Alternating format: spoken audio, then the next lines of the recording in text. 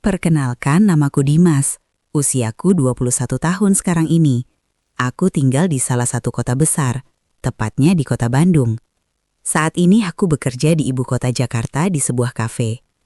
Dalam video ini, aku mau berbagi cerita dan pengalamanku yang dulu terjadi kepadaku. Oke, langsung saja kita mulai ceritanya. Cerita ini terjadi pada saat aku masih duduk di bangku SMK kelas 12. Cerita ini bermula ketika aku dan ibuku ditinggal pergi sama ayahku.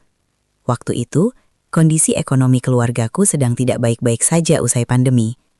Ayahku kemudian pamit dari rumah mau pergi merantau, dan tidak tahunya di sana ayahku menikah lagi dengan seorang janda anak 2. Ayahku lebih memilih menikah dengan janda itu, karena si janda itu sudah punya rumah dan usaha kecil-kecilan. Ayahku sampai tega ninggalin aku dan ibuku yang saat itu sedang kesulitan ekonomi. Setelah kepergian ayahku, ibuku kemudian bekerja menjadi seorang buruh cuci gosok di sebuah perumahan. Sedangkan aku sendiri setelah pulang sekolah, membantu bekerja di salah satu UMKM pembuatan keripik. Waktu itu semuanya berjalan dengan lancar dan baik-baik saja, meski aku dan ibuku harus bekerja keras mencari uang untuk membayar sewa kontrakan dan untuk makan sehari-hari. 3 bulan pertama, sejak ayah sudah tidak lagi di rumah, aku sudah merasakan banyak keanehan dari ibuku.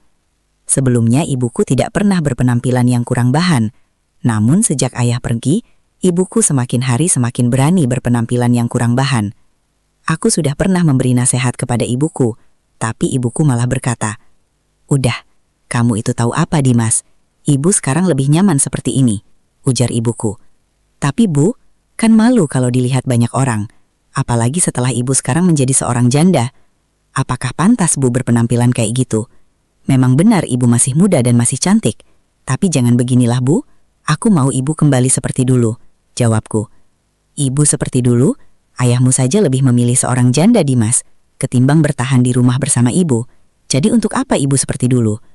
Asal kamu tahu, dulu ibu waktu masih gadis ya memang seperti ini. Hanya saja saat menikah sama ayahmu ibu berubah," jawabnya ibuku. Dan akhirnya, aku pun lebih memilih untuk diam saja. Sejak saat itu, aku nggak pernah lagi mengomentari seperti apa ibuku berpenampilan. Aku biarkan saja. Mungkin ibu masih sakit hati karena ayah pergi untuk menikah lagi. Sampai suatu hari, tepatnya di hari Sabtu siang, sekitar jam 2, aku baru saja pulang sekolah. Waktu itu aku mengira ibuku masih belum pulang, karena pintu kontrakan dan jendela kontrakan hordennya pun masih tertutup. Kemudian aku langsung membuka pintu tanpa mengetuknya lebih dulu, karena aku pikir ibu nggak ada di rumah. Namun begitu aku membuka pintu, aku begitu terkejut saat ibuku sedang ada di dalam kontrakan bersama dengan seseorang. Aku benar-benar kaget banget, lalu orang tersebut yang sedang bersama dengan ibuku langsung pergi. Saat aku berusaha ingin mengejarnya, ibuku mencegahku. Lalu aku berkata kepada ibuku, "Ibu kenapa jadi begini sih Bu? Itu siapa tadi Bu? Siapa orang itu?" ujarku. Kemudian ibuku menjawab, "Kamu belum tahu Dimas, ibu juga butuh Dimas," jawabnya. Terus aku bilang, "Tapi nggak seperti ini Bu, lebih baik ibu menikah lagi saja, jangan seperti ini," jawabku. "Ibu masih nggak ada niat mau menikah setelah kepergian ayahmu Dimas," jawabnya ibuku sambil merapikan bajunya. "Terus untuk apa ibu begini? Ibu masih muda, dan Dimas juga nggak masalah kok kalau ibu mau menikah lagi." "Tapi jangan seperti ini Bu, Dimas yang malu Bu," ujarku. Lalu ibuku berkata, "Ibu minta maaf ya Dimas, kamu jadi tahu semuanya," ujarnya. Dan aku hanya diam saja. Lalu aku ganti baju seragam sekolahku, terus makan siang. Setelah itu aku pergi bekerja. Sambil bekerja, aku masih terus kepikiran dengan apa yang aku lihat. Aku masih nggak percaya ibuku akan melakukan hal itu. Lalu malam harinya, sekitar jam 10:30 malam, aku baru saja pulang ke rumah kontrakan dari rumah temanku. Saat aku sampai di rumah, ibuku sedang duduk sambil nonton TV. "Kamu dari mana Dimas, kok baru pulang?" kata ibuku. "Dari rumah temen Bu," jawabku. "Sudah makan apa belum?" "Udah Bu, tadi aku makan di sana sama teman-temanku," jawabku. Lalu aku duduk gak jauh dari ibuku sambil main HP. Terus ibu bilang, "Dimas, apa yang kamu lihat tadi siang ibu minta maaf ya Dimas, tapi perlu kamu tahu juga Dimas, ibu juga yang membutuhkan itu Dimas," ujar ibuku. "Kan Dimas sudah bilang ibu lebih baik menikah lagi aja. Untuk apa ibu melakukan itu?" jawabku dengan nada kesal. Lalu ibuku berkata, Iya, ibu minta maaf ya. Soalnya ibu bingung mau meminta bantuan ke siapa. Jadi orang tadi kebetulan kesini nganterin cucian. Lalu ibu meminta orang itu untuk membantu ibu. Tapi baru memulai membantu ibu, kamu sudah pulang dari sekolah, ujar ibuku. Apa ibu juga saat kerja ya seperti itu? Ya enggak lah Dimas. Tapi ibu setiap berangkat kerja penampilannya begitu kok.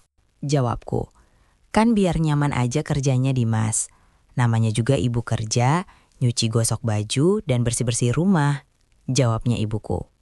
Namun waktu itu aku melihat tatapan ibuku nggak seperti biasanya. Tiba-tiba ibu duduknya mendekat ke arahku dan bilang, "Ya udah, begini saja Dimas. Kalau kamu nggak mau ibumu ini meminta bantuan ke orang lain, apa kamu mau membantu ibu Dimas?" Ujarnya ibuku. Ibu ini ngomong apa sih? Kok jadi semiat itu meminta anaknya ibu sendiri untuk melakukan itu? Jawabku. Ya apa salahnya coba? Kan ibu membutuhkan. Dan kamu anak ibu sendiri. Ya lagian kamu juga nggak bolehin ibu minta bantuan ke orang. Jawabnya. Iya Dimas memang nggak mau ibu melakukan itu. Tapi kan Dimas nyuruh ibu untuk menikah lagi. Jawabku. Udahlah sama saja Dimas. Sekarang saja kamu bantu ibu ya Dimas ya. Ujar ibuku sambil berjalan menuju ke pintu kontrakan. Kemudian ibuku mengunci pintu kontrakan, terus duduk tepat di depanku lalu berkata, "Sudah, nggak apa-apa Dimas. Kamu yang bantu ibumu ini ya. Apa kamu nggak kasihan sama ibu? Sudah hampir 5 bulan nggak ada yang membantu ibu Dimas," ujar ibuku. "Udahlah Bu, ingat aku ini siapa Bu?" Jawabku. Namun ibuku nggak mendengarkan apa yang aku katakan, dan tetap saja ibuku meminta aku agar mau membantunya. "Sudah nggak apa-apa Dimas, kamu bisa kan?" ujar ibuku. Dan setelah itu belum aku menjawab apa-apa, ibuku langsung saja. Waktu itu aku beneran gak mau disuruh, tapi ibuku terus saja memaksaku untuk membantunya. Ya pada akhirnya, aku pun melakukan apa yang disuruh sama ibuku. Sekitar jam 11:30 itu, setelah selesai, aku hanya terdiam sambil merenungi apa yang telah terjadi. Kemudian ibuku dengan senyum dan tertawa kecil dia berkata, "Nah gitu dong, anak ibu ternyata bisa diandalkan juga. Besok kamu yang membantu ibu ya Dimas ya. Dengan begitu, ibu nggak perlu minta bantuan ke orang lain," ujar ibuku dengan tertawa kecil sambil berjalan menuju ke kamar mandi. Keesokan harinya, aku berangkat sekolah seperti biasanya. Namun, aku masih merasa nggak nyaman pikiranku karena teringat dan terbayang dengan apa yang sudah aku lakukan. Bisa-bisanya ibuku melakukan hal tersebut karena cuma ibuku sangat membutuhkan. Sampai pada akhirnya, hampir setiap aku pulang sekolah, ibuku selalu menyuruhku untuk membantunya. Meski aku baru saja selesai makan siang, pasti ibu langsung saja menyuruhku. Sampai sempat waktu itu, beberapa kali tetangga kontrakan sebelah menanyakan hal itu kepadaku. Namun aku bilang kalau yang didengar tetangga kontrakanku hanyalah suara TV saja. Karena ibuku nggak mengenal waktu kalau menyuruhku. Itu terus terjadi sampai aku lulus SMK. Waktu itu setelah lulus sekolah SMK, aku nggak langsung kerja. Aku masih sempat menganggur beberapa bulan. Karena aku juga belum memiliki modal untuk pergi merantau kerja di ibu kota Jakarta. Cita-citaku dan keinginanku yaitu ingin kerja di ibu kota. Apalagi setelah ibuku di rumah memperlakukan aku seperti itu. Makin kuat niatku untuk pergi kerja merantau ke ibu kota Jakarta. Namun saat itu aku masih menganggur, hanya kerja serabutan seadanya. Dan dari hasilku bekerja, sisa uangnya aku masukkan ke dalam tabungan untuk modal aku pergi berangkat kerja. Suatu hari sekitar jam 6:30 malam, aku baru pulang dari bekerja.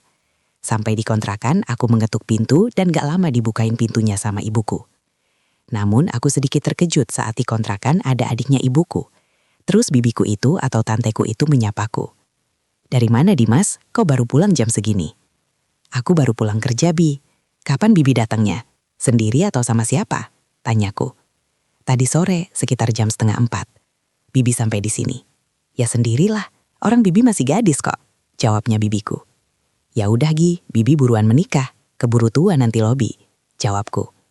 "Enggak lah, masih belum kepikirkan mau menikah Bibi," jawabnya. Jadi bibiku ini atau adiknya ibuku, dia usianya sudah 29 tahun. Dia masih belum menikah. Ya mungkin karena pekerjaannya atau memang bibiku sendiri yang belum mau menikah. Mengingat pekerjaan bibiku LC.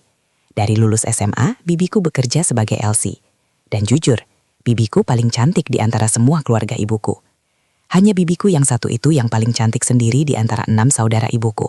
3 laki-laki dan 3 perempuan, yaitu kakaknya ibuku, ibuku sendiri, lalu itu bibiku. Dan ibuku anak yang kedua, sedangkan bibiku anak yang keempat. Terus aku bilang ke Bibi, "Bibi mau nginep di sini?" "Iya, Bi, mau nginep di sini, Dimas." "Bibi sudah nggak kerja lagi," jawabnya. "Lah kenapa, Bi?" "Ya nggak apa-apa, mau istirahat aja," jawabnya. "Kapan mau pulang kampung, Bi?" tanyaku. "Nggak tahu, Bibi pulang juga mau ngapain, Dimas?" "Yang palingan sementara ini, Bibi mau tinggal di sini," jawabnya. Dan aku hanya mengiyakan saja. Lalu aku terus mandi. Selesai mandi, terus makan malam.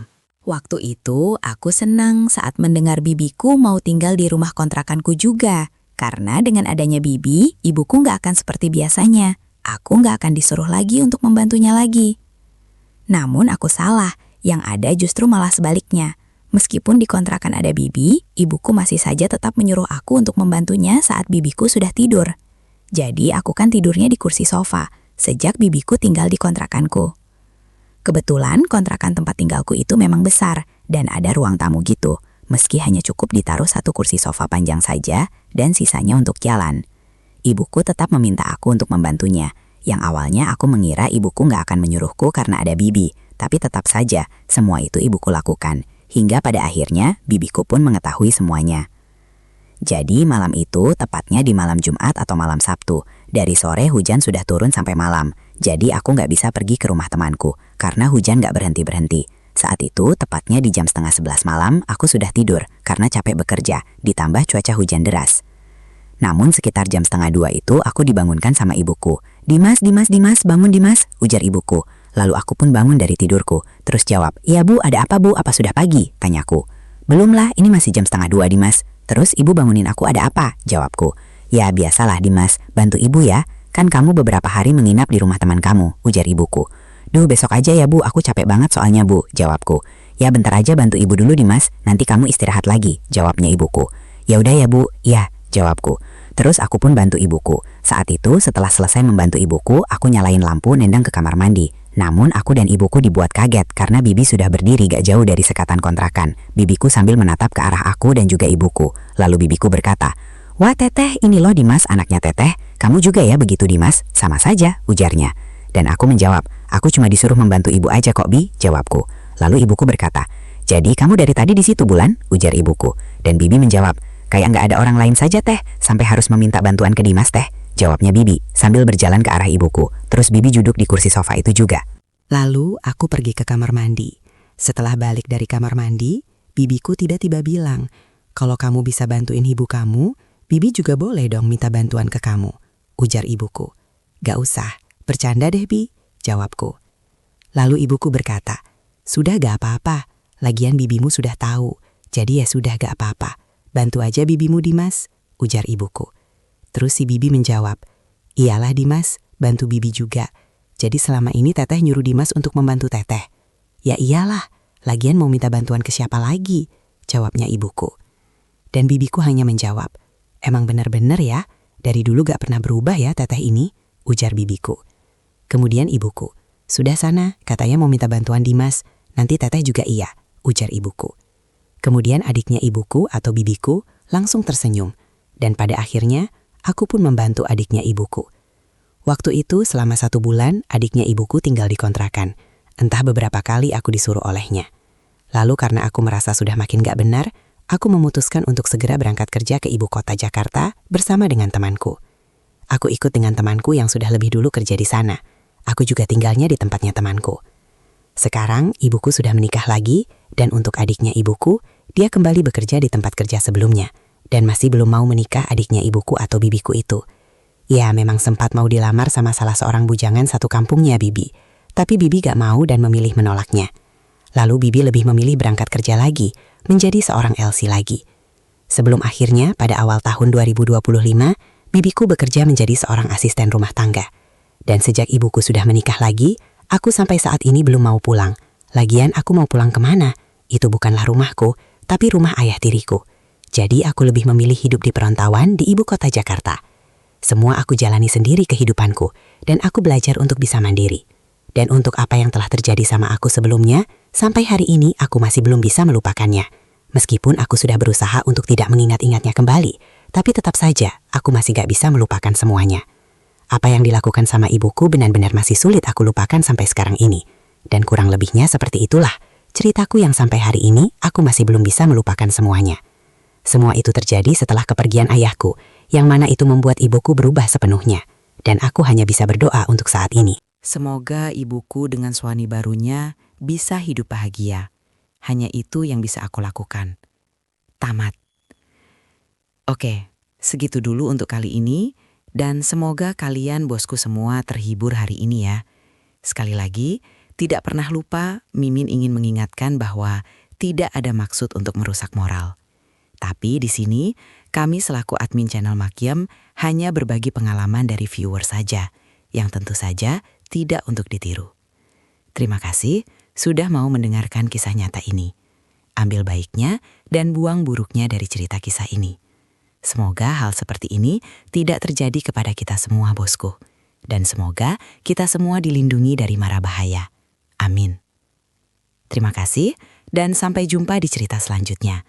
Jangan lupa like, komen, share, dan subscribe. Oh iya, kira-kira kalian semua bosku yang terhormat kepengen kisah-kisah yang seperti apa lagi nih? Tolong berikan komentar-komentar kalian di video ini ya.